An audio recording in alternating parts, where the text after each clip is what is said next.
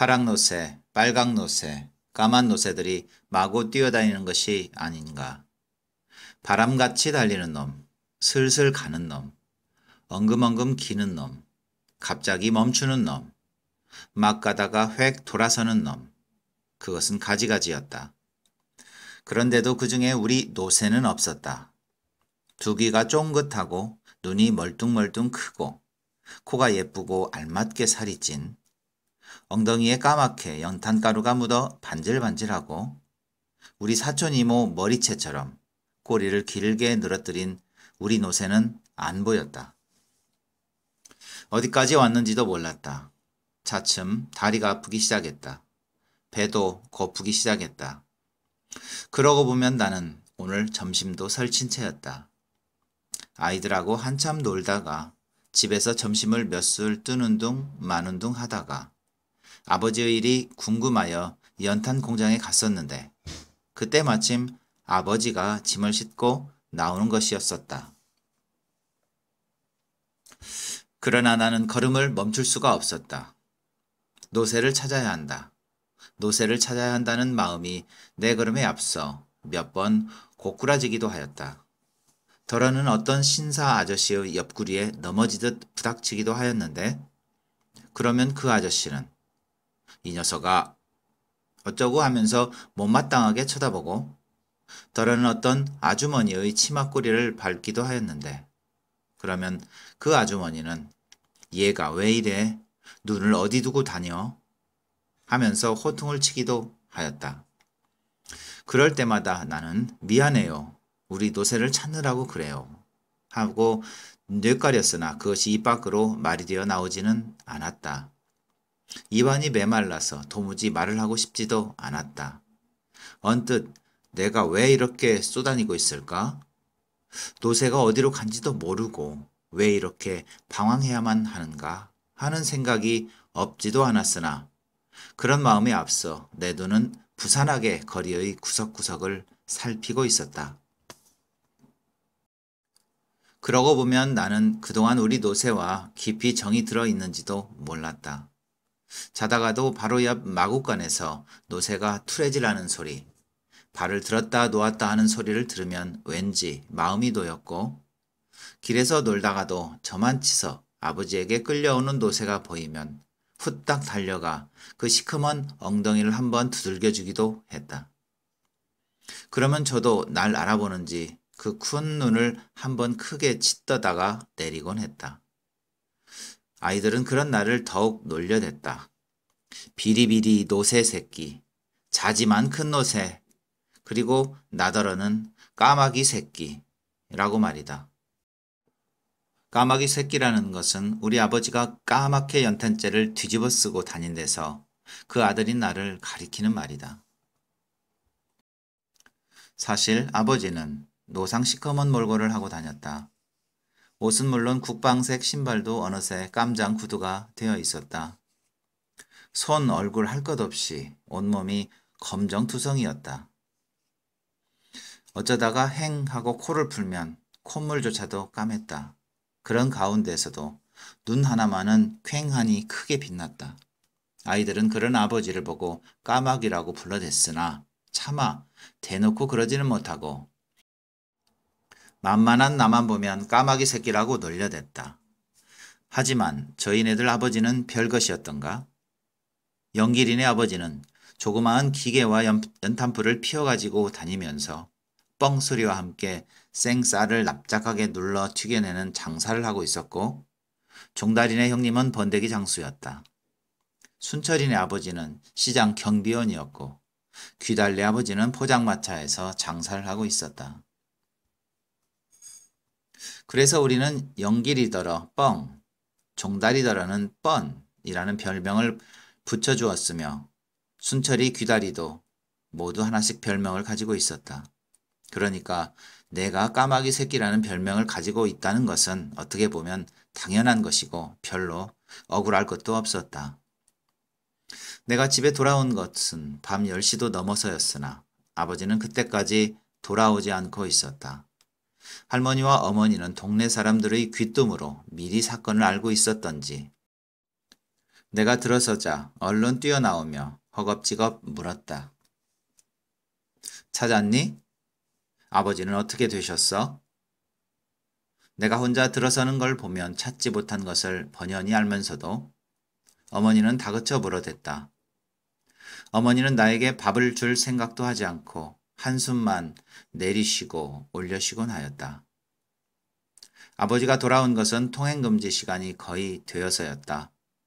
예상한 일이지만 아버지는 빈몸이었고 형편없이 힘이 빠져 있었다. 그때까지 식구들은 아무도 잠들지 않았다. 작은 형도 일이 일인지라 기타도 치지 않고 죽은 듯이 방 안에만 처박혀 있었다. 아버지를 보고도 아무도 말을 하지 않았다. 다만 할머니만이 말을 걸었다. 이제 오니? 네. 그뿐. 아버지는 더는 말이 없었다. 그리고는 어머니가 보아온 밥상을 한 옆으로 밀어놓고는 쓰러지듯 방 한가운데 드러눕고 말았다. 아버지는 지금 내일부터 당장 벌이를 나갈 수 없는 아픔보다도 길들여 키워온 노새가 가여워서 저러는지도 모를 일이었다. 아버지는 원래가 마부였다. 서울에 올라오기 전 시골에서도 줄곧 말마차를 끌었다. 어쩌다가 소달구지를 끄는 적도 있기는 했으나 얼마 가지 않아서 도로 말마차로 바꾸곤 했다. 그런 아버지였으므로 서울에 올라와서는 내내 말마차 하나로 버텨 나왔었는데 어떻게 마음 먹었는지 노새로 바꾸고 만 것이다. 노새나 말이나 요즘은 그놈의 3년차 때문에 아버지의 일감이 자칫 줄어드는 듯하기도 했다.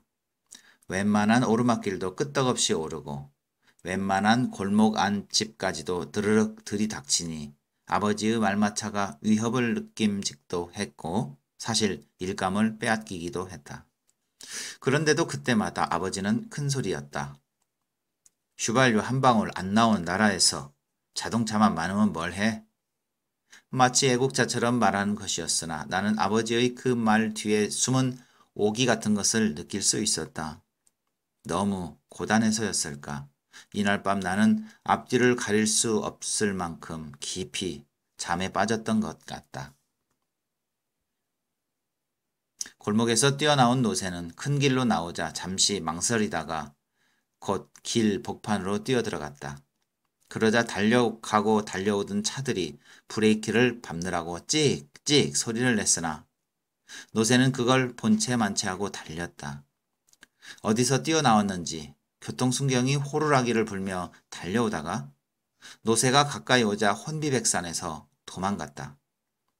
인도를 걸어가던 사람들이 일제히 발을 멈추고 노새의 가는 곳을 쳐다보곤 저마다 놀라고 또는 재미있다는 표정을 지었다. 허, 저놈이 제 세상 만났군? 고삐 풀린 말이라더니 저놈도 저렇게 한번 뛰어보고 싶었을 거야. 엄마, 저게 뭔데 저렇게 뛰어가? 말이지? 글쎄, 말보다는 작은데 노새 같다 얘. 사람들이 그러거나 말거나 노새는 뛰고 또 뛰었다. 연탄찜을 매지 않은 몸은 훨훨 날 것 같았다. 가파른 길도 없었고 채찍질도 없었고 앞길을 막는 사람도 없었다. 신호등에 파란불이 켜진 때도 있었고 노란불이 켜진 때도 있었으며 빨간불이 켜진 때도 있었으나 막무가내로 그냥 뛰기만 했다. 노새는 이윽고 횡단보도에 이르렀다. 마침 파란불이 켜져서 우하고 길을 건너던 사람들이 앗, 엇, 외마디 소리를 지르며 풍비박산이 되었다. 보퉁이를 이고 가던 아주머니가 오메 소리를 지르며 퍽 그 자리에 넘어지자 머리 위에 있던 보퉁이 대구르르 굴렀다. 다정히 손잡고 가던 모녀가 어머머 소리를 지르며 제자리에 우뚝 섰다. 제잘거리며 가던 두 아가씨가 엄마 소리를 지르며 한꺼번에 엉켜 넘어졌다.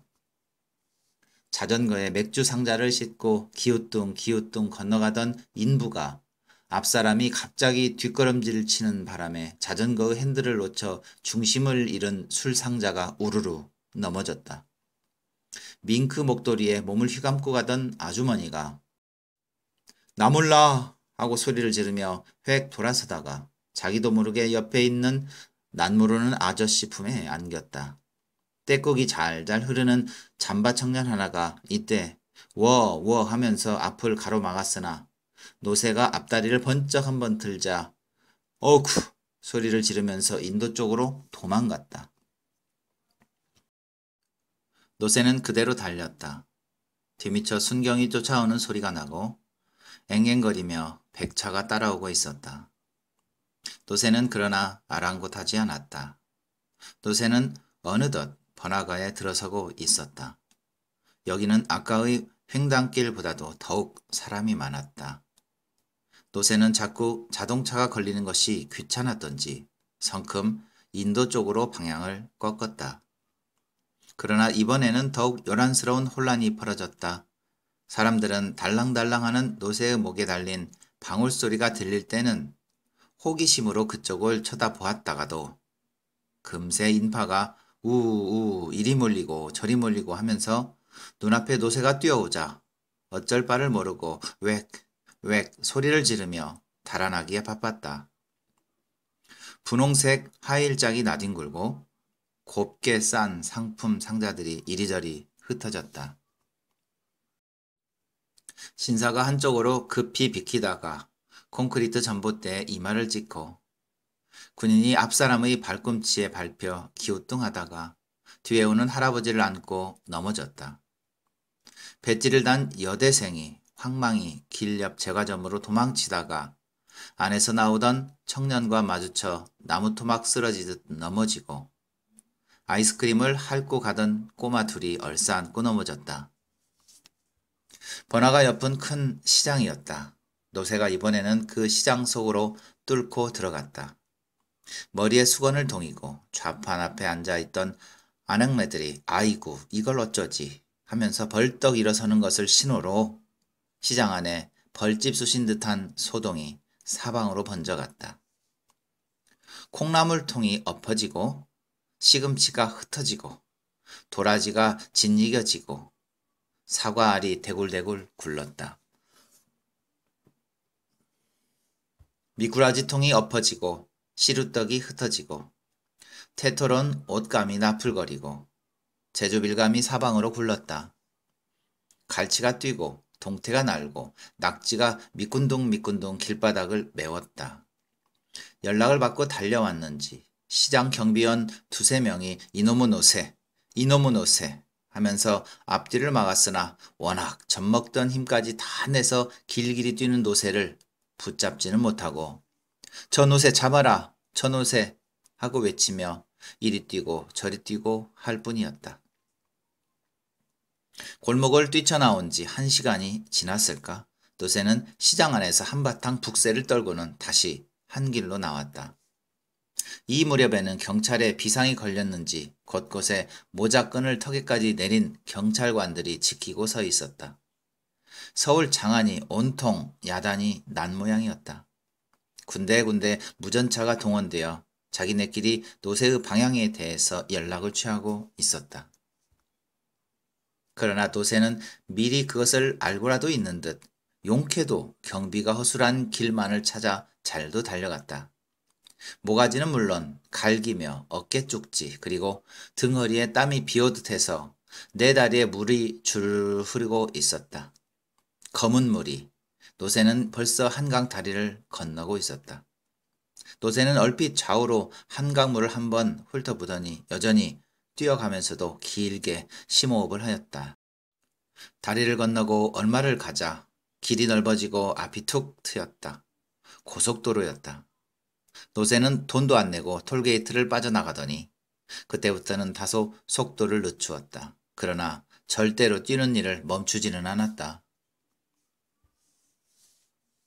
여느 날보다 다소 늦게 일어난 나는 간밤의 꿈으로 하여 어쩐지 마음이 헛헛했다. 꿈 그대로라면 우리는 다시는 그 노새를 찾지 못할 것이 아닌가. 꿈대로라면 우리 노새는 고속도로를 따라 멀리 달아나서 우리가 도저히 찾을 수 없는 곳, 상상도 할 수 없는 곳에 가서 있는 것이 아닐까.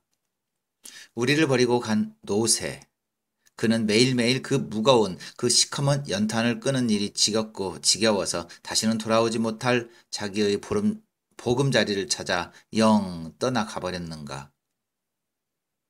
아버지와 내가 집을 나선 것은 사람들이 아직 출근하기도 전인 이른 새벽이었다. 큰 길로 나오자 두 사람은 막상 어느 쪽에서 뒤져야 할지 막연하기만 했다.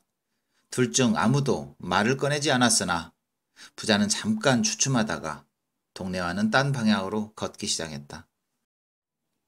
새벽이라 그런지 사람은 그리 많지 않은데 날씨가 몹시도 찼다. 길은 단단히 얼어붙고 바람은 메웠다.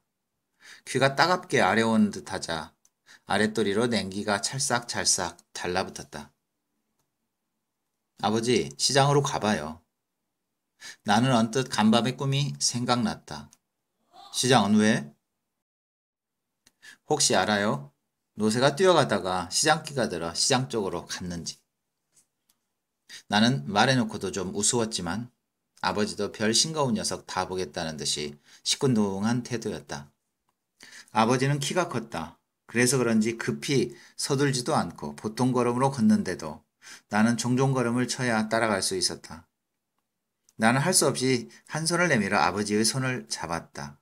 아버지의 손은 크고 투박하고 나무 토막처럼 단단했다. 끌려가듯 따라가면서도 나는 좀 우스웠다. 이날까지는 이런 일을 생각할 수도 없었다. 아버지와 손을 잡고 길을 걷는다는 것은 꿈에도 상상할 수 없는 일이었다. 그렇게 지내왔는데 오늘 나는 아주 자연스럽게 아버지와 손을 맞잡고 길을 걷고 있다. 좀 우쭐한 생각이 들었다. 하지만 아무도 그런 우리를 부러운 눈초리로 쳐다보지는 않았다. 아버지와 나는 한도 끝도 없이 걸었다.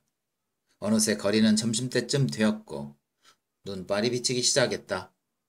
어느 곳을 가나 거리는 사람으로 붐벼 있었고 그 많은 사람들은 우리 부자들어 어디를 그리 바삐 가느냐고 노새를 찾아다니느냐고 묻지 않았고 아버지와 나는 아무에게 노새를 보지 못했느냐고도 묻지 않았다.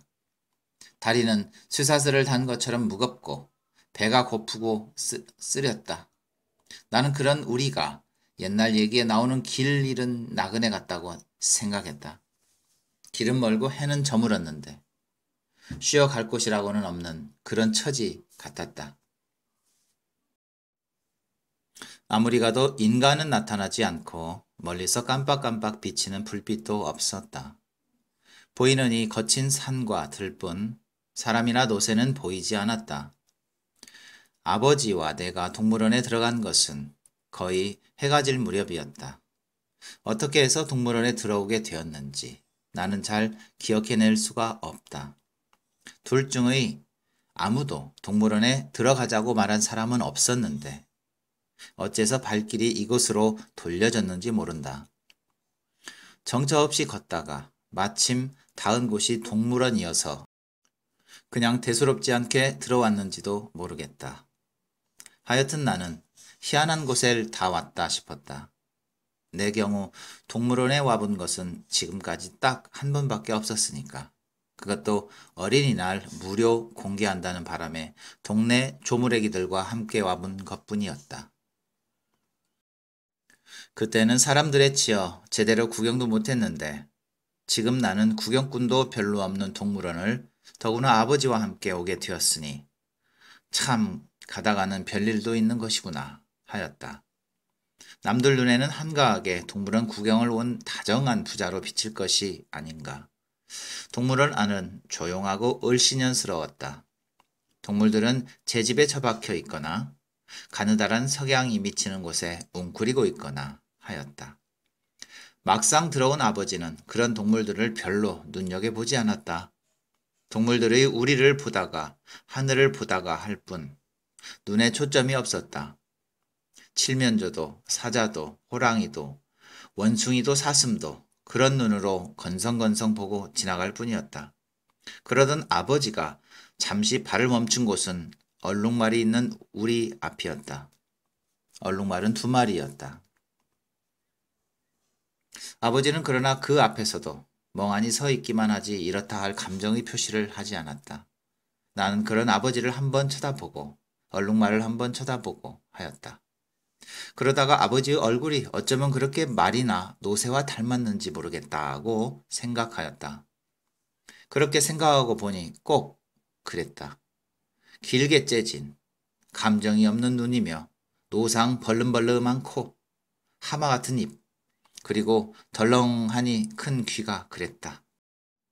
아버지가 너무 오래 말이나 노새를 다뤄와서 그런 건지, 애당초 말이나 노새 같은 사람이어서 그런 짐승과 평생을 같이 해온 것인지는 알 수 없으나 막상 얼룩말 앞에 세워놓은 아버지는 영락없는 말의 형상이었다. 동물원을 나왔을 때 이미 거리는 밤이었다. 이번엔 집 쪽으로 걸었다. 그럴 수밖에. 우리는 더 갈 데가 없었던 것이다. 우리 동네가 저만치 보였을 때 아버지는 바로 눈앞에 있는 대포집에서 발을 멈추었다. 힐끗 나를 돌아보고 나서 다짜고짜 나를 술집으로 끌고 들어갔다. 이런 일도 전에는 없던 일이었다. 술집 안에는 사람들이 가득 차서 왁왁 떠들어대고 있었다. 돼지고기를 굽는 냄새, 찌개 냄새, 김치 냄새가 집안에 가득했다. 사람들은 우리를 의아스러운 눈초리로 쳐다보았으나 이내 시선을 거두고 자기들의 얘기 속으로 다시 들어갔다. 나는 들어가자마자 그 냄새를 힘껏 들이마셨다. 쓰러질 것 같았다. 아버지는 소주 한 병과 안주를 시키더니 안주는 내 쪽으로 밀어주고 술만 거푸 마셔댔다. 아버지는 술이 약한 편이어서 저러다가 어쩌나 하고 걱정이 되었다. 아버지 그만 드세요. 몸에 해로워요. 대답하면서도 아버지는 술잔을 놓지 않았다. 얼마나 지났을까. 안주를 계속 주워 먹었으므로 어느 정도 시장길을 면한 나는 비로소 아버지를 쳐다보았다. 이제부터 내가 노새다. 이제부터 내가 노새가 되어야지 별 수 있니? 그놈이 도망쳤으니까 이제 내가 노새가 되는 거지. 기분 좋게 취한 듯한 아버지는 놀라는 나를 보고 힝 한번 웃었다. 나는 어쩐지 그런 아버지가 무섭지만은 않았다. 그러면 형들이나 나는 노새 새끼고 어머니는 암노새고 할머니는 어미노새가 되는 것일까? 나도 아버지를 따라 힝 웃었다. 어른들은 이래서 술집에 오는 모양이었다. 나는 안주만 집어 먹었는데도 술 취한 사람 마냥 턱없이 즐거웠다. 노새 가족.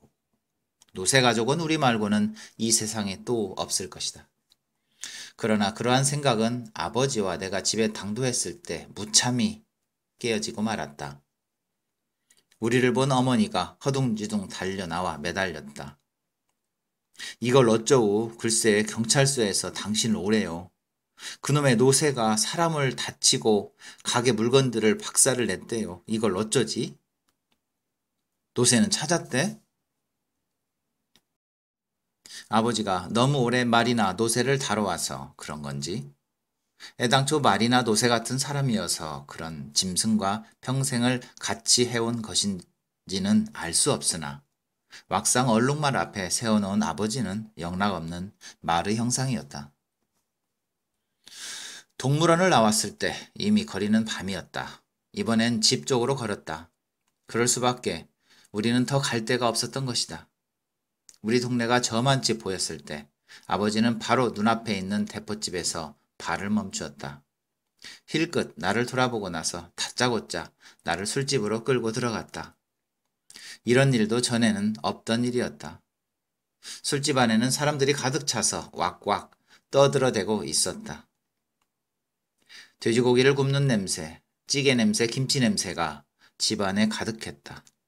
사람들은 우리를 의아스러운 눈초리로 쳐다보았으나 이내 시선을 거두고 자기들의 얘기 속으로 다시 들어갔다. 나는 들어가자마자 그 냄새를 힘껏 들이마셨다. 쓰러질 것 같았다. 아버지는 소주 한 병과 안주를 시키더니 안주는 내 쪽으로 밀어주고 술만 거푸 마셔댔다. 아버지는 술이 약한 편이어서 저러다가 어쩌나 하고 걱정이 되었다. 아버지 그만 드세요. 몸에 해로워요. 대답하면서도 아버지는 술잔을 놓지 않았다. 얼마나 지났을까. 안주를 계속 주워 먹었으므로 어느 정도 시장길을 면한 나는 비로소 아버지를 쳐다보았다. 이제부터 내가 노새다. 이제부터 내가 노새가 되어야지 별 수 있니? 그놈이 도망쳤으니까 이제 내가 노새가 되는 거지. 기분 좋게 취한 듯한 아버지는 놀라는 나를 보고 힝 한번 웃었다. 나는 어쩐지 그런 아버지가 무섭지만은 않았다. 그러면 형들이나 나는 노새 새끼고 어머니는 암노새고 할머니는 어미노새가 되는 것일까? 나도 아버지를 따라 힝 웃었다. 어른들은 이래서 술집에 오는 모양이었다. 나는 안주만 집어 먹었는데도 술 취한 사람 마냥 턱없이 즐거웠다. 노새 가족. 노새 가족은 우리 말고는 이 세상에 또 없을 것이다. 그러나 그러한 생각은 아버지와 내가 집에 당도했을 때 무참히 깨어지고 말았다. 우리를 본 어머니가 허둥지둥 달려나와 매달렸다. 이걸 어쩌고 글쎄 경찰서에서 당신을 오래요. 그놈의 노새가 사람을 다치고 가게 물건들을 박살을 냈대요. 이걸 어쩌지? 노새는 찾았대? 찾구나 그러면 괜찮게요. 노새는 간대온 데 없고 사람들만 다치고 하니까 누구네 노새가 그랬는지 수소문 끝에 우리 집으로 순경이 찾아왔지 뭐요. 오늘 낮에 지서에서 나온 사람이 우리 노새가 튀는 바람에 많은 피해를 입었으니 도로 무슨 법이라나 하는 법으로 아버지를 잡아 넣어야겠다고 이르고 갔다는 것이었다. 아버지는 술이 확 깨는 듯 그 자리에 선 채 한동안 눈만 대륙대륙 굴리고 서 있더니 힝 하고 코를 풀었다. 그러고는 아무 말 없이 쓰덕쓰덕 문 밖으로 걸어나갔다. 나는 아버지 하고 따랐으나 아버지는 돌아보지도 않고 어두운 골목길을 나가고 있었다. 나는 그 순간 또 한 마리의 노새가 집을 나가는 것 같은 착각을 일으켰다. 그러고는 무엇인가가 뒤통수를 때리는 것을 느꼈다. 아, 우리 같은 노새는 어차피 이렇게 비행기가 붕붕거리고 헬리콥터가 앵앵거리고 자동차가 빵빵거리고 자전거가 쌩쌩거리는 대처에서는 발붙이기 어려운 것인가 하는 생각이 들었다. 언젠가 남편이 택시 운전사인 칠수 어머니가 하던 말. 최소한도 자동차는 굴려야지. 지금이 어느 때인데 노새를 부려? 했다는 말이 생각났다. 그러나 그것은 잠깐 동안이고 나는 금방 아버지를 쫓았다. 또 한 마리의 노새를 찾아 캄캄한 골목길을 마구 뛰었다.